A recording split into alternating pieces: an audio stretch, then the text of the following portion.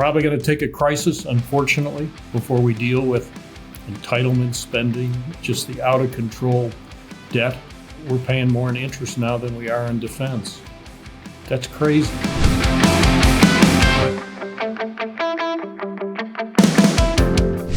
Hello, welcome again to the episode in the Let People Prosper show. My name is Dr. Vance Ginn. I hope you're having a prosperous day. Well, today I'm delighted to bring on someone who knows a little bit about the economy and free markets and also about giving and making sure that we understand the importance of giving throughout our society. And it's none other than Rick Graber. Rick, welcome to the Let People Prosper show. Vance, it is wonderful to be with you. Thanks so much for having me. It's really my pleasure. I'm looking forward to this discussion. But before we get into it all, let me go ahead and read your bio for the audience so they know a little bit more about you, and then we can jump right into it. So, Rick Graber was named President and Chief Executive Officer of the Lynn and Harry Bradley Foundation in July 2016. He has served on the foundation's board of directors since 2014. Prior to joining the foundation, Rick served as the Senior Vice President for Global Government Relations for Honeywell International from 2012 until 2016. He served as the United States Ambassador to the Czech Republic from 2006 to 2009, where he actively engaged the Czech government and private sector on a number of issues, including President Bush's proposed missile defense system, transparency, corruption, and judicial reform. Prior to his time in Prague, Rick practiced law in the international corporate and government relations practices at the Reinhardt Berner Van Doren law firm, hope I got that right, in Milwaukee, Wisconsin. He was the president and chief executive officer of the firm from 2004 to 2006 and chief operating officer from 2002 to 2004. He serves the board of directors of the Philanthropy Roundtable, the Kern Family Foundation, and Kurt Joa Incorporated. He earned a JD from Boston University Law School and graduated magna cum laude with an AB from Duke University. Rick is married and he has two sons, Scott, Eric, and he's in Milwaukee. So with all that great background, Rick, and all the experiences and everything that you've been through, why do you do what you do every day?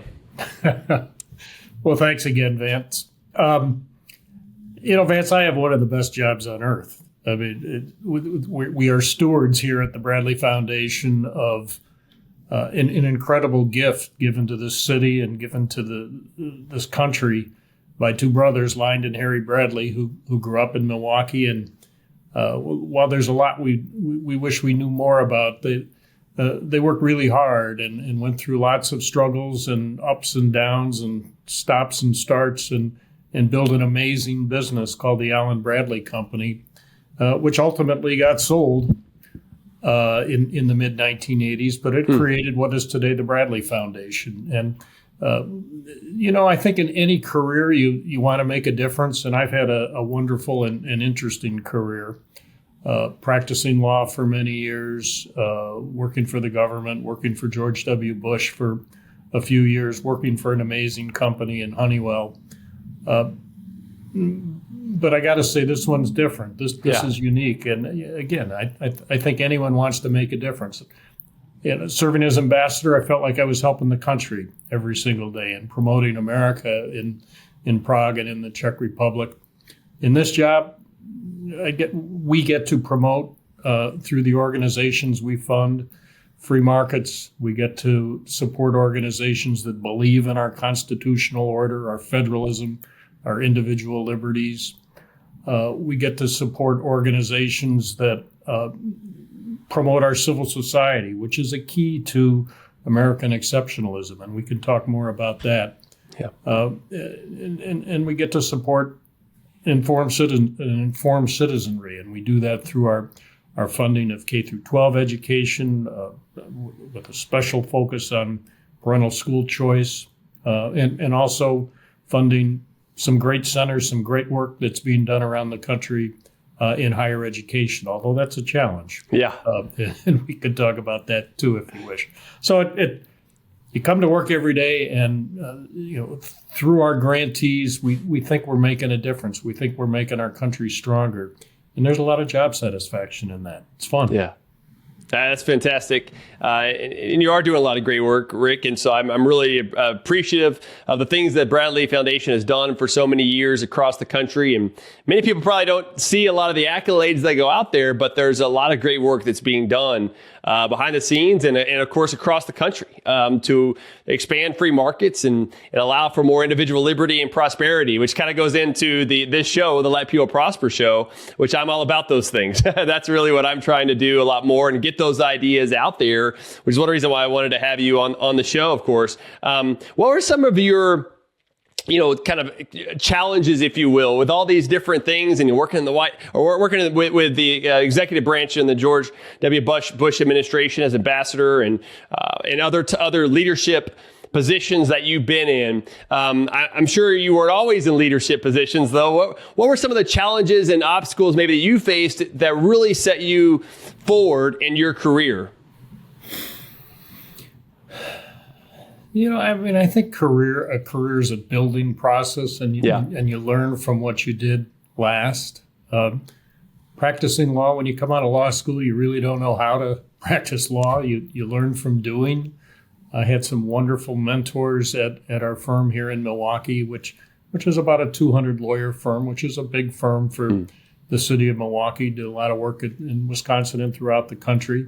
But it's a discipline. Practicing law, it's a way of thinking, and again, learned a tremendous amount from some really smart lawyers. Got into management at the law firm, and managing lawyers is not always a real easy thing. It's a little bit of herding cats. Law firms are fragile institutions, and learned a lot through that process, through those years. Was involved in politics in Wisconsin, and through that involvement, met President Bush and his team. And in a swing state, Wisconsin is still a swing state. It was then, it still is. But gained some skills through that process too, and tried to apply those skills when we were in Prague. We had an embassy of 300 or 400 people, so it was a management process. We had some big issues. President Bush wanted to put a missile defense system into the Czech Republic and Poland to protect against rockets coming out of Iran. Some issues don't change. We're still facing those same threats. And you wonder if, had we been successful on President Bush's initiative, if we'd see some of the problems that we see today with Russia's aggression in Ukraine and so forth. So again, build upon that, and that skill set, that introduction to the world, if you will, was really life-changing, and I think led to the opportunity at Honeywell, where I managed government relations first in Europe, Middle East, and Africa, and then throughout the world for Honeywell, global company. So learned about the world a great deal there, learned about management. I had an incredible CEO, a man named Dave Cody, who was an incredible leader. And have really watched and learned from his leadership of a big, complex company, and tried to take all of that here to the Bradley Foundation, which is a much smaller organization. There's only about 20 of us at the foundation. But through those decades, through those years, the task here is different. It's more challenging in some ways because it's harder to measure success. We've been working on school choice here at the Bradley Foundation for 30 to 40 years, and we're still working on that. It's not something that you measure in a quarter or a year, and that took a little bit of adjustment. But again, it's a building process, and you learn something every single day. And when you think you've got it all figured out, it's probably time to retire. I'm far from that. Yeah, there you go. I love that because you're right. I mean, one of the things that I do a lot of studies on and some of my research is on institutions and the importance of institutions. And a lot of times we think about those as more macro institutions or brick and mortar types of institutions. But I also see it in our personal lives of the way of how we grow and how we have institutional changes that improves our own careers. Like to your point about working in those different places, extraordinary opportunities that you've had. And, growing up, I grew up in a single mom household. My dad had epilepsy. And so I saw that part of it. And then I went to a small private school where my mom worked from kindergarten to second grade, public school from third grade to sixth grade, and then homeschool from seventh grade through 12th grade. So I had all those institutions. And then I played in a hard rock band for a few years in my late teenage years, Rick. And so that was a whole different period. I got in a bad car accident, and that kind of turned my life around, where I believe God kind of set me in the right path of let people prosper. And then I was a first generation college student that got a PhD in economics. And now I get to do these things I do today. And, it's not just the institutional changes around us, it's in our own lives that we feel more prosperous and that we can overcome these challenges. And that's one reason why I love to hear your story of where you've been and where you're going. And I wonder, from growing up and those other experiences, did you always have more of the free market view perspective, or were there also some changes throughout your life that gave you the ideas that you had today? I think you develop over time, and particularly in this job, it becomes your job to understand what was important to the brothers, Lynd and Harry, and there's no question that they cared. First of all, they cared deeply about their hometown of Milwaukee, but they cared about markets. There's a lot we don't know about these two guys, but one thing we do know is that they believed in limited government. They believed in free markets. They saw that, through their most difficult days when the Allen Bradley Company had no sales and obviously no profits, they were losing money, that the system, the opportunity in this country, the exceptional opportunity that they had in this country allowed them to pick themselves up and keep going and to persevere and through hard work create an amazing company. Lynd Bradley's been dead since 1942, Harry Bradley since 1965. They've been gone a long time. And they never knew that when the Allen Bradley Company finally sold, it was the largest sale of a privately held business ever at that point in time. Wow. About $1.7 billion. Now, I'm not sure they would have approved of the sale of their company because it was so personal to them. It was more than a business. It was a family. It was a community. But they would approve of how their legacy has played out, including free markets. Yeah. They believed that there was nothing like it on earth, and it created the opportunity for them, and they wanted to create it for others. We've got some incredible stuff on our walls here at the Bradley Foundation, but we found some old calendars from the 1940s, and I'm sure Harry Bradley was behind this, probably Lynd as well, where they print these calendars and on them have messages about free enterprise and the opportunity that it created for the employees of the Allen Bradley Company. And you just wouldn't see that in corporate America today. It just doesn't exist. Yeah. But you could see how they thought and what they believed through that writing, through some other writings. I wish there was more. I wish I would have had the chance to get to know either of these gentlemen. But if there's anything that is not in doubt, it's their belief in free enterprise. So our job at this foundation is to work every day to ensure that the grants we make would be consistent with their philosophy.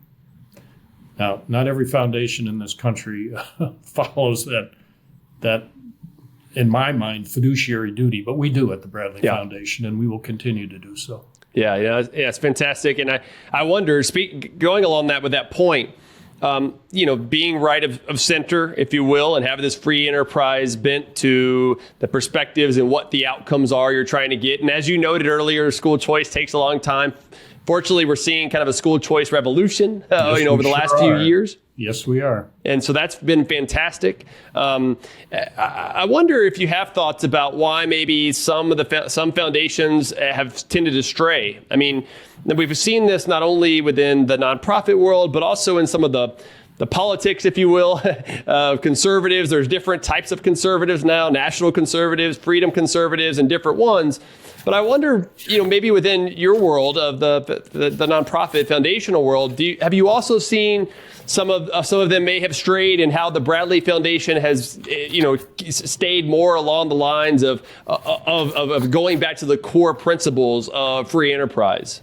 Well, they have strayed, and the Ford Foundation would be Exhibit A, a massive foundation that is supporting a philosophy and grantees that just have absolutely nothing to do with their founders and where that money came from.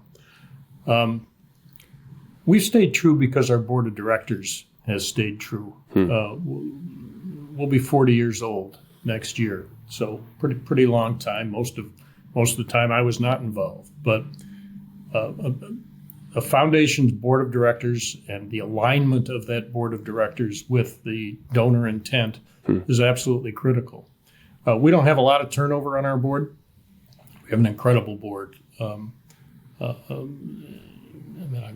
Every single person brings a different and unique perspective on this. But when there is a vacancy, all 11 directors take it very, very seriously. Everyone interviews candidates. We go through a vetting process.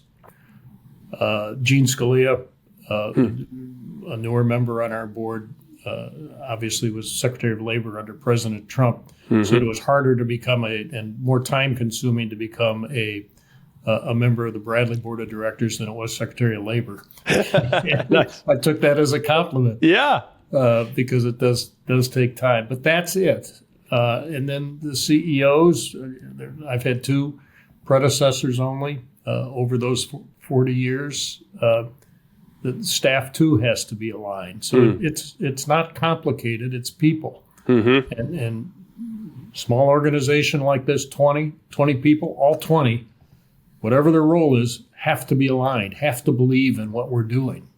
And if you don't, this isn't the right place for them to work. Yeah. Same is true of our board. Every single director. We have lots of debates and discussions because this isn't a black and white business. Sure. But there's no question that every single director is fully aligned, trying to do what Lyndon Harry Bradley would do if they were still around. Yeah. That's why we have stayed true. People. Yeah. Yeah, it's fantastic. And continuing to do so many great things. And I think it's also to the point about staying true to what the outcomes you want to see are and making sure that you continue to move toward that direction. Like we've noted here already, but school choice has been started in many institutions. The Texas Public Policy Foundation, where I used to work, that was one of the reasons why they were founded in 1989 was on school choice. Yet it hasn't happened in Texas yet where I'm at. Hopefully next year that will happen. But you're right. It oftentimes seems like, Rick, where often we don't want to wait, right? We're a microwave society in a lot of ways. We want to get things done now. And it becomes this situation where it just seems too far off in the future.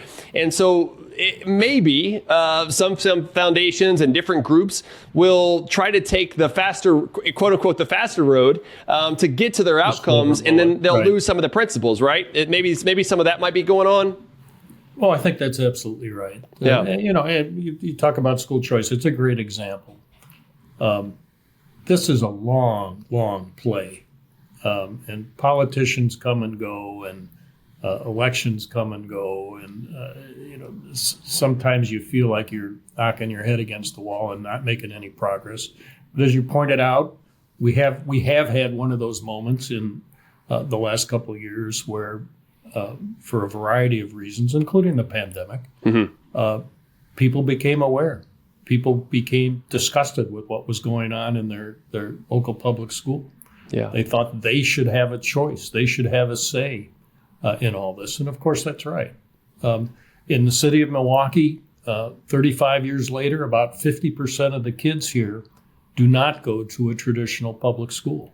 But it's taken all that time to get there. And we're starting to see results after all this time that really show that the kids in choice and charter schools are performing better, are having better lives than the kids in our dismal public school system in this city. But it's taken patience, and it would have been real easy to walk away from that over time.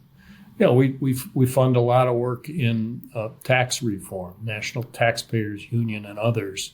We have a hopelessly complex, difficult, ridiculous tax system federally in this country. And right now it looks almost impossible to believe that we can change that. But we got to keep working at it. Yep. Almost none of the politicians, including both candidates for president, ever talk about the debt or deficit in this country. That's a shame. It's going to take leadership ultimately to bring awareness to that and try to bring people from both parties to the table. It's probably going to take a crisis, unfortunately, before we deal with entitlement spending, just the out of control debt. We're paying more in interest now than we are in defense. Yeah. That's crazy. It is crazy.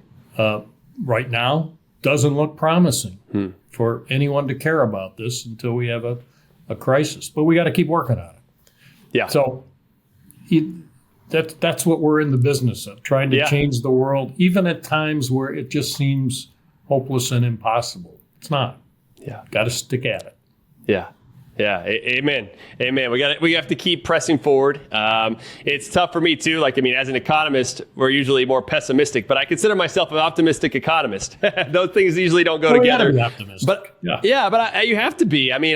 I believe in people, and I believe that we can make things better off over time. It's just that we may not always see it the same way early on, and that's okay. But that we build on it and we try to find ways to come together before the crisis hits. I talk a lot about the government spending issue. That's one of my number one pet peeves, Rick, is we've got to get spending under control. I think that's, as Milton Friedman, who is my favorite economist, said, the ultimate burden of government is how much it spends. And because that funds the taxes, or we have to tax in order to fund the spending, I should say, it also funds the regulations, and the bureaucracy and everything else that have stifled economic growth and opportunity across the United States. And one of the things that I think was important about the Trump administration, and I was there for a year as chief economist for the Office of Management and Budget, was the deregulation that took place during that time to start to roll back some of the regulations that were going on. However, and of course, the Tax Cuts and Jobs Act, I think, was an important part of trying to simplify the tax code, still way too complicated. But there wasn't the big push for spending restraint. And I will say that internally, there were a lot of us who were trying to push the president that direction. He just didn't care about it as much as what we would have liked. He's more of the populist sort of streak that you can hand out stuff to people instead of taking things away. But I think we're getting to the point where we have no other choice. This has to be the number one thing that I would hope everyone would be talking about. And I wonder, with your work and your talks to people across the country, different groups and everything else, does it seem like underneath the surface, though, that people are understanding that we've got to do something about spending, and that just politicians haven't quite received that message yet? Or what else could we be doing maybe to get that message across? It's more of the same. Yeah. And there is some great work going on across the country. And, I think to the work that Amity Schlaze is doing at the Coolidge Foundation. She's bringing a spotlight to debt and deficit spending. There's some great work on capitalism going on at places like Clemson University, or here locally in Milwaukee, Concordia University have a free enterprise center, and that's going on at a lot of places. Philanthropy can play a role in this. Funding these organizations and allowing them to do their work can make a difference. You're very familiar with the American Institute for Economic Research. Mm-hmm. Great organization, focused on free markets and the power of free markets.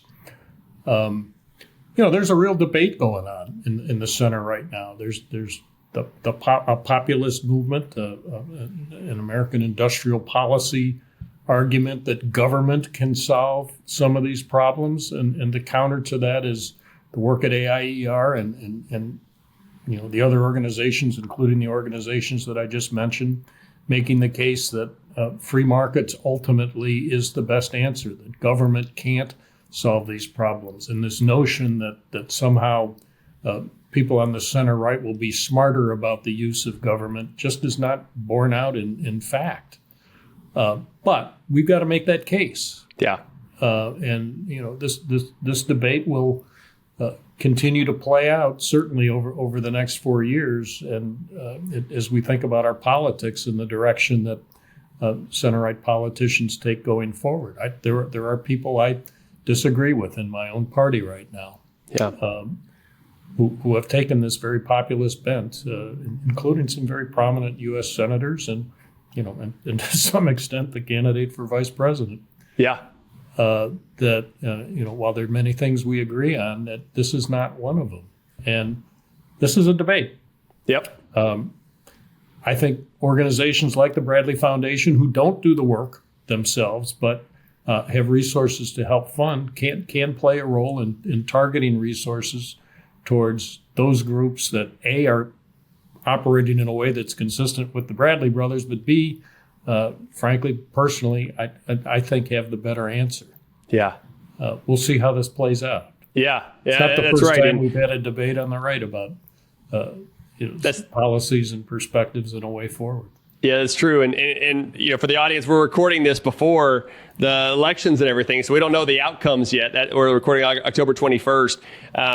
But I do share your concerns, though, with the more populist right and of having more industrial policy. It goes back to Frederick Hayek of kind of the knowledge problem, is that you're still going to have these quote unquote experts that still don't have as much knowledge as the market.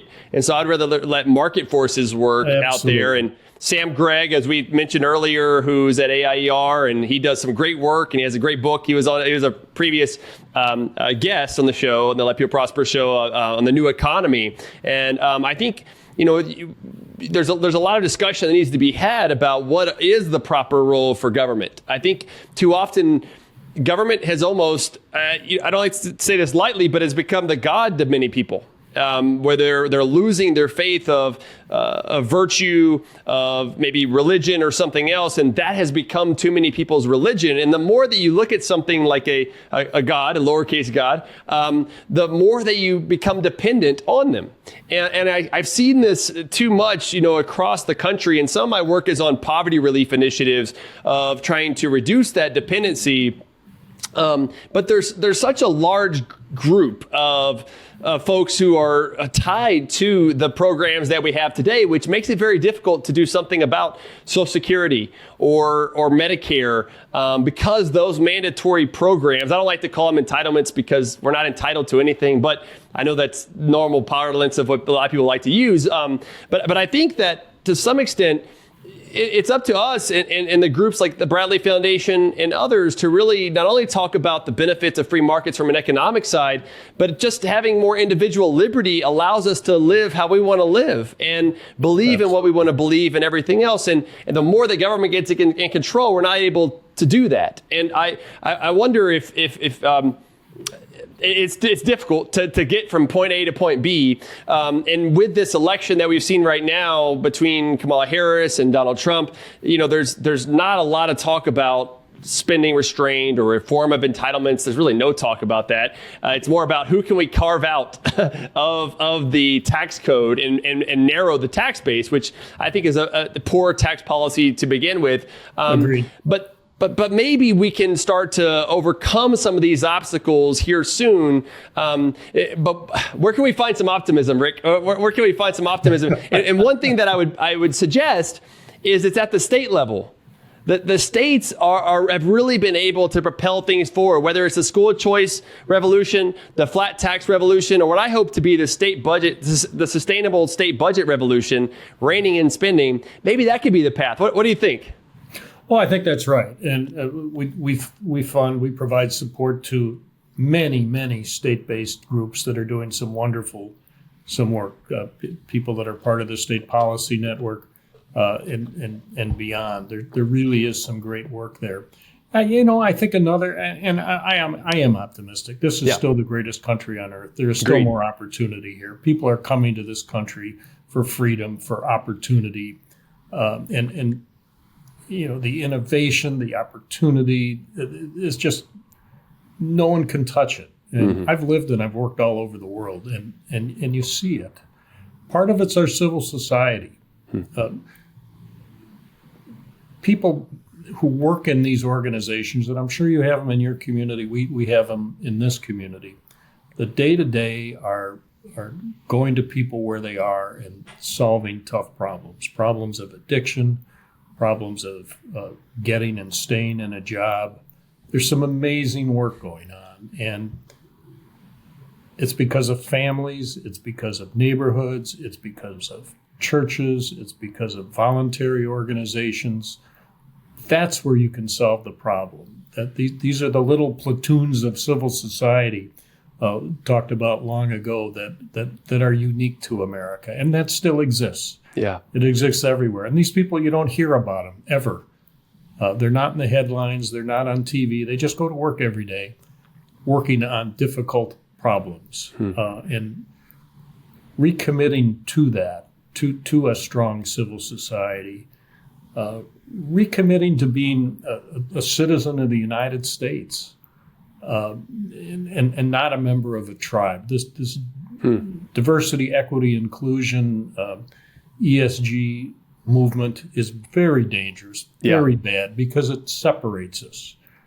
It looks at everything through the lens of race or sex or gender, and not through the lens of American citizen. Let's focus on what brings us together, what makes us the greatest country on earth, and not what divides us. And we need our political leaders to focus on this as well. There's some great organizations working hard on this very topic State Financial Officers Foundation is one of them, the Association of State Treasurers, a great organization that has made a difference.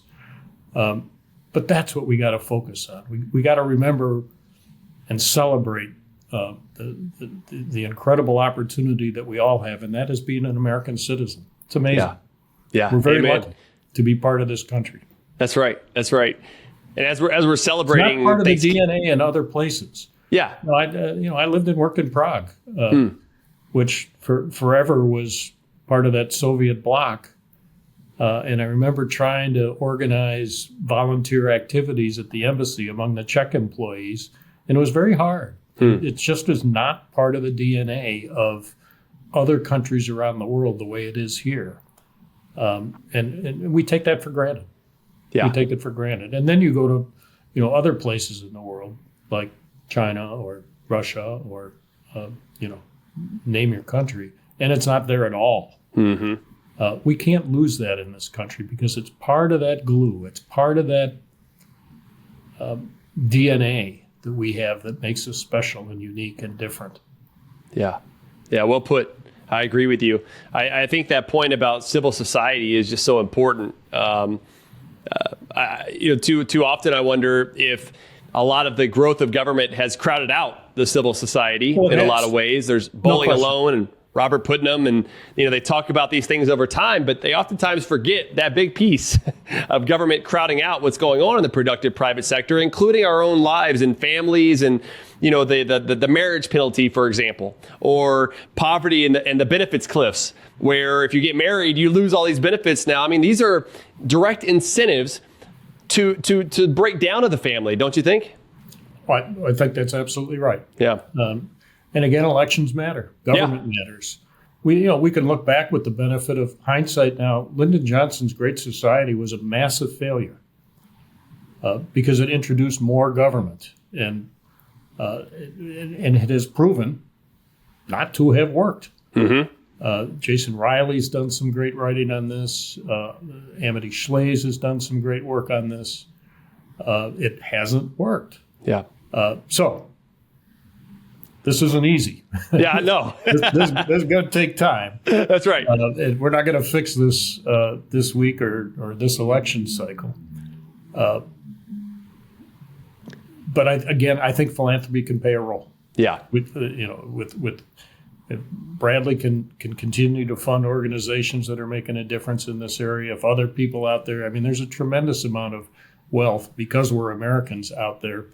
We just got to make sure that it's channeled in the right place. You got to know where your dollar is going. You got to know where your $1 million is going. And to be able to vet that effectively is really, really important. Yeah, definitely. I when we're thinking about some of the other topics that usually are brought up in the discussions about the economy and free markets and everything else, some big two that end up coming up pretty quickly and a lot of conversations that I have are with immigration and trade, with international trade, immigration, things of that nature. And there's been a bigger push to limit the amount of international trade, tariffs and protectionism and things of that nature. And then with immigration, it seems to be more of a push to not have as many people coming in, of course, to the United States. And I live in Texas, near Austin, and, there's this humanitarian crisis that's going on along the border.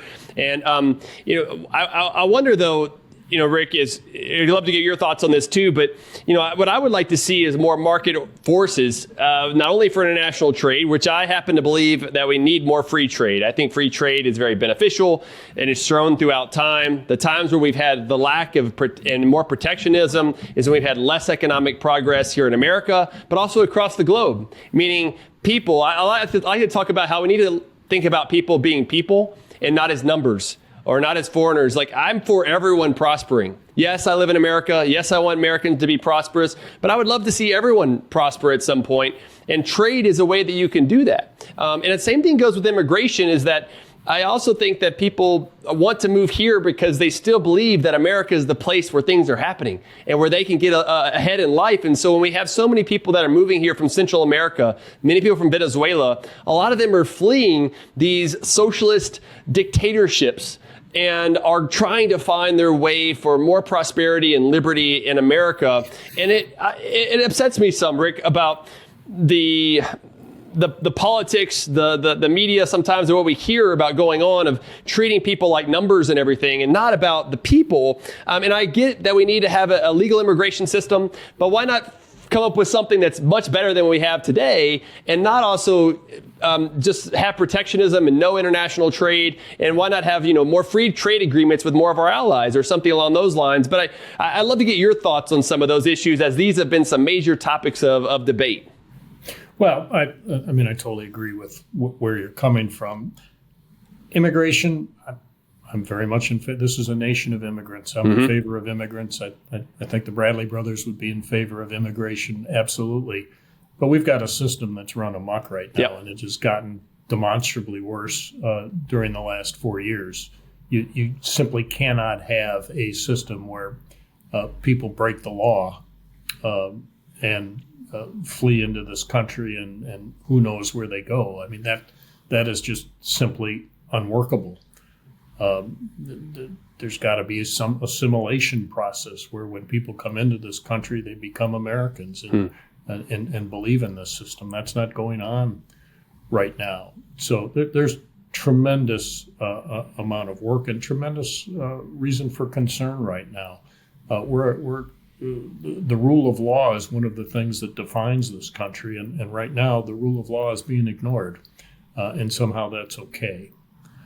In terms of trade, I absolutely agree with you on free trade. Let the markets decide. Let businesses do what they have to do. Tariffs ultimately will raise prices. It might benefit some, but ultimately it's the consumer that's going to end up paying more with a system of heavy tariffs. I'll acknowledge that China poses a problem, stealing intellectual property, and so forth. But and that has to be dealt with. It's got to be free trade, but it's got to be trade within the rule of law as well. So I acknowledge the issues that exist there. I think China is probably, just based on its size, is probably the biggest threat to this country right now, and dealing with that is important. But we've shown over time that trade works. Now, will there be some people displaced through that process in this country? There's no question. and we have to provide the training and the opportunity and to create new jobs and new opportunities for those people. I absolutely believe in that. Yeah. But what gets lost in all these arguments is the facts. And that is free trade has lifted more boats than not and created more opportunity. We have a standard of living in this country that is far better than it was when I was a kid. And it's because of trade and markets that we're able to enjoy that. Yeah. This will be a big debate going forward, and really important that we get the facts out there, because it's very easy to demagogue it. And we've seen that over and over from our politicians, frankly, of both parties. Yeah, definitely. Wise words, Rick. It's really been a pleasure talking with you. As we're wrapping up here now, what would you like to leave us with? Some last words, maybe tying everything together, if you will, and maybe the best place to find you and some information on Bradley Foundation. Oh, you can find us on our website, bradleyfdn.org. Check us out, look us up. Some people like us, some don't, which means we must be doing our job here at the Bradley Foundation. Right. Just don't forget, and I'll repeat what I've already said. This is the greatest country on earth. We have more opportunity. We're able to lead lives that we never could have dreamt of. My grandfather was an immigrant, had nothing, started with nothing. Grandfather on the other side was a butcher. My dad was the first in his family to go to college. We've just been blessed with incredible opportunities. Don't forget how great this country is. Celebrate our successes, and good things will come. Will it be perfect? No, of course not. But it'll be better. And at the end of the day, that's what we're trying to do at the Bradley Foundation, make this a better place for everyone. Yeah. Excellent. Well, Rick, thank you for all the work you're doing. Thank you for all the work that the Bradley Foundation is doing, and God bless you and your family. Thanks so much, Vance. It's been wonderful. Great. Well, thank you, Rick, and thank you to the audience for sticking with us. Go out and give us a 5-star rating or whatever type of rating you want wherever you get your podcast. Be sure to share it with your friends and family, because as this time during Thanksgiving and everything, we should be thinking more about how we're thanking each other and serving each other in this great American country that we live in, and we get the blessing to live in each and every day. Remember, you can find all the show notes at vanceginn.com or vanceginn.substack.com. And until next time, let people prosper.